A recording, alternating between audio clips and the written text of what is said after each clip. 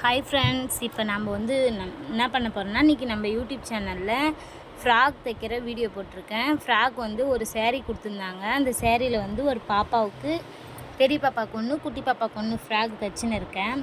நம்ம வந்து 4 metre cut பண்ணுறோன்னா, இந்த கட் பண்ணுற இப்போ ஒரு ஃப்ராகுக்கு 4 மீட்ரு வந்து 2ஆக கட் பண்ணிக்கோங்க. 2ஆக கட் பண்ணி 2த்துக்குமே ஜாயிண்ட் வச்சு திருப்பி எடுத்துக்கோங்க. திருப்பி எடுத்துக்கிட்டு என்ன பண்ணுறீங்கன்னா, நம்ம சட்டை தைக்கிறோம்ல, அதேமாதிரி முன்னாடி ஒரு பாட்டுக்கும் பின்னாடி ஒரு பாட்டுக்கும் பிரித்து எடுத்துக்கோங்க. அப்போ வந்து உங்களுக்கு சுருக்கம் வைக்கிறதுக்கு சூப்பராக இருக்கும், நல்லாயிருக்கும். ஃப்ராக் தைக்கிறதுக்கு, பார்க்குறதுக்கு, அயர்ன் பண்ணுறதுக்கோ எல்லாத்துக்குமே கரெக்டாக இருக்குங்க.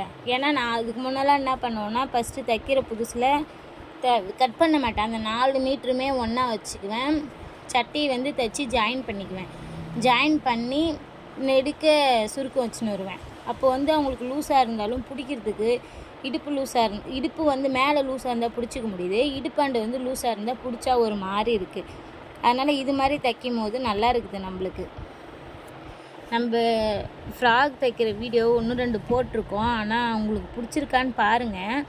இதில் இன்னும் வேறு எதனா மாற்றம் வேணும்க்கா, இப்படி தைங்க அப்படின்னு சொன்னாலும் நீங்கள் சொல்கிற மாதிரி நான் தைச்சி காமிக்கிறேன். ஆனால் எனக்கு ஸ்டிச் பண்ண தெரிஞ்ச மாதிரி நான் இப்போ பண்ணின்னு இருக்கேன். சரி, எனக்கு தெரிஞ்சது உங்களுக்கும் யாருன்னா ஒருத்தர் 2 பேர் நம்ம வீடியோ யூஸ்ஃபுல்லாக இருக்கும் அப்படின்னு சொல்லிவிட்டு நான் வீடியோ போட்டிருக்கேன். இதை பார்த்துட்டு எனக்கு ரொம்ப ஹாப்பியாக இருக்குது. இதை பார்த்துட்டு ஒரு மேம் ஃபோன் பண்ணாங்க. ஃபோன் பண்ணிவிட்டு, அக்கா எங்கள் பாப்பாவுக்கு வந்து பர்த்டே வருது, சேரீ கொண்டு வரேன், நீங்கள் எனக்கு ஸ்டிச் பண்ணி கொடுக்க முடியுமான்னு கேட்டாங்க. சரிங்கக்கா, கொண்டு வாங்க, நான் தைச்சி தரேன் அப்படின்னு சொல்லிட்டு அவங்க வாட்ஸ்அப்பில் சேரீலாம் அனுப்பிச்சாங்க. ஒரு 2-3 சேரீ அமுச்சிட்டு, நீங்கள் தைச்சி கொடுங்க, எப்படி இருக்குன்னு பார்த்துன்னு அப்புறம் 2-3 ஃப்ராக் தைச்சிக்கலாம் அப்படின்னு சொன்னாங்க. சரிங்க, நீங்கள் கொண்டு வாங்கன்னு இருக்கேன், நாளைக்கு அவங்க ஆனால் கொண்டு வரேன்னு சொல்லியிருக்காங்க. இந்த ஃப்ராக் வந்து பாப்பாவுக்கு போட்டு பார்த்தேன். போட்டு பார்த்ததில் வந்து ரொம்ப பிடிச்சிருந்துச்சு அவங்களுக்கு. அக்கா நல்லா தைச்சிருக்கீங்கக்கா, நல்லா இருக்குக்கா அப்படின்னு சொன்னாங்க. அப்படின்னு சொல்லும்போது கொஞ்சம் ஹாப்பியாக இருந்துச்சுங்க. எந்த ஒரு டைலருக்குமே நீங்கள் நல்லா தைக்கிறீங்கக்கா, நல்லா இருக்குதுன்னு சொன்னாவே நம்மளுக்கு ஹாப்பி தானேங்க. நம்ம இல்லை எதாக இருந்தாலும் எப்போ பாரு ஒருத்தர் குறை சொல்லினே இருப்பாங்கங்க. ஒரு ப்ளவுஸ் தைச்சி தரேன்னா அவங்க வந்து அது கரெக்டாகவே இருந்தாலும் எவ்வளோ குறை சொல்லுவாங்கங்க. நான்லாம் ஒரு டைம் ஐயோ ஏன் தான் இந்த டைலர் வேலைக்கு போகணும் இந்த மாதிரியே ஆகிடுங்க. அப்புறம் வந்து மாமா சொல்லுவாங்க, எங்கள் அம்மா சொல்லுவாங்க, அதெல்லாம் நம்ம அட்ஜஸ்ட் பண்ணி தான் ஆகணும், இதெல்லாம் சும்மா எல்லோரும் சொல்லுவாங்க தான், நம்ம கொஞ்சம் கரெக்டாக தைச்சிக்க வேண்டியது தான். சொல்கிறவங்க சொல்லி போய்ப்புறாங்க. இப்போ 100 பேருக்கு நம்ம தைக்கிறோன்னு வச்சுக்கோங்க. அந்த 100 பேர்த்தில் 50 பேர்த்துக்கு நம்ம தைக்கிற ப்ளவுஸ் கரெக்டாக இருக்குது அப்படின்னு சொன்னாவே போதுங்க. அந்த 50 பேர் எப்படியா இருந்தாலும் குறை சொல்லுவாங்கங்க. நீ கரெக்டாக தைச்சாலும் சொல்லுவாங்க, கரெக்டாக தைக்கலனாலும் சொல்லுவாங்க. அவங்களுக்கோசரம் நம்ம லைஃப்பை நம்ம இழந்துட முடியாது இல்லைங்க. எவ்வளோ பேர் கஷ்டப்பட்டு வேலை செய்கிறாங்க சம்பளத்துக்கு. ஆனால் நம்ம ஒரு தொழில் பண்ணுறோம், வீட்டில் இருந்தே பசங்களை பார்த்துக்குறோம், எல்லாமே பார்த்துக்கும் போது நம்ம இதில் 4 பேர் 4 விதமாக பேச தான் செய்வாங்க. நம்ம தைச்சி கொடுக்குறது நம்மளுடைய வேலை இல்லை. கஷ்டப்பட்டு நம்ம தைச்சி கொடுத்தா கூட அவங்க சொல்லுவாங்க, அவங்க என்ன தெரியுமாங்க சொல்லுவாங்க, ஏங்க நீங்கள் தைக்கும் போது என்ன தாங்க நினப்பில் தைக்கிறீங்க, லைட்டாக லூஸ் ஆகிடுச்சிங்க, கழுத்து பின்னாடி இருந்த லேஸ் வச்சுன்னா வச்சுக்கோங்க, லைட்டாக லேஸ் கோணியாக இருக்கிற மாதிரி. ஆனால் அது நேராகவே தான் இருக்குங்க. ஆனாலும் அவங்க சொல்லுவாங்க, லைட்டாக கோணியாக ஆகிட மாதிரியே இருக்குதுங்க அப்படின்னு சொல்லிட்டு சொல்லுவாங்க. அதெல்லாம் வந்து சொல்லும் போது கொஞ்சம் கஷ்டமாக தான் இருக்கும். கஷ்டப்படாதீங்க. சொல்கிறவங்க 1000 சொல்லி போய்ப்புறாங்க. நம்ம அவங்களுக்கோசரம் வாழலை, நம்மளுடைய லைஃப்பை நாம் இஷ்டப்பட்ட மாதிரி நம்ம சந்தோஷமாக வாழறோம். அதனால் ஃபீல் பண்ணாமல் தைங்க. நான்லாம் துணி தைக்கிறப்ப எவ்வளோ பிரச்சனையும் சந்திப்பேங்க. எதனா ஒரு குறை சொல்லிக்கிட்டே இருப்பாங்க.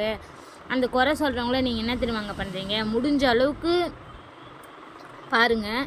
இல்லை அவங்க குறை சொல்லிகிட்டே இருக்கிறாங்க, என்னால் எப்படி தைச்சாலும் குறை சொல்கிறாங்க, 4 பேர் இருக்கிறப்போ வந்து என்னை இன்சல்ட் பண்ணுற மாதிரியே பேசுகிறாங்க, அது வந்து எனக்கு கஷ்டமாக இருக்குதுன்னா நீங்கள் அவங்கள அவாய்ட் பண்ணிவிடுங்க. ஏன்னா ஒன்றும் பிரச்சனை இல்லை. நம்மளுக்கு 20 கஸ்டமரில் 10 கஸ்டமர் வந்தால் கூட போதுங்க. நம்ம நல்லா தைச்சி தரோம் அப்படின்னு சொல்லி நம்பி நம்மளுக்கு ரெஸ்பெக்ட் கொடுக்குறவங்க, நம்மளுக்கு மரியாதை கொடுக்குறவங்க வந்து நம்மளுக்கு இருந்தால் போதும். ஏன்னா எப்படியா இருந்தாலும் தெருவுக்கு 4 டைலர் இருக்க தான் செய்கிறாங்க, யாருமே இல்லாத இல்லை.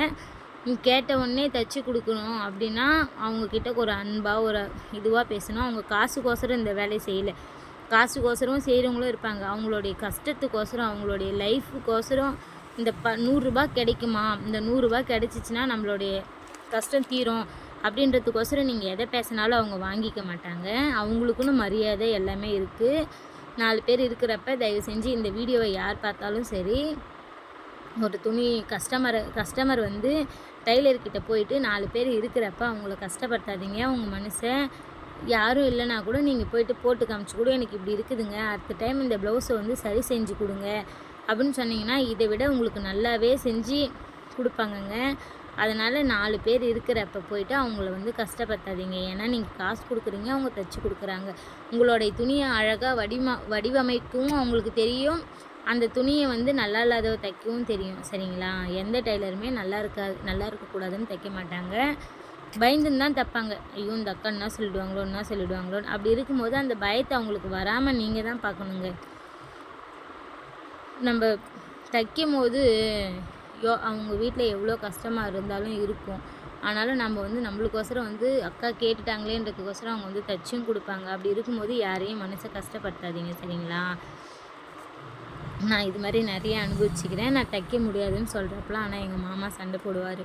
என்ன சொல்லுவார்னா, நீ தை, அதில் என்ன இருக்குது, நீ நம்ம சம்பாதிக்கணும், நம்ம கஷ்டம் போகணும் அப்படின்னு தானே நம்ம தைக்கிறோம் அப்படின்னு சொல்லுவார். அவருக்கே டென்ஷன் ஆகிடுச்சுன்னா வச்சுக்கோ, இந்த கஸ்டமருக்கு நீ தைச்சி கொடுக்காத, இவங்க காசு கொடுத்தா அந்த காசு வாங்கி தான் நம்ம பிழைக்கணும்னு ஒன்றும் கிடையாது, நம்ம எங்கன்னா கூலி வேலைக்கு போய் கூட சம்பாரித்து சாப்பிட்டுக்கலாம்.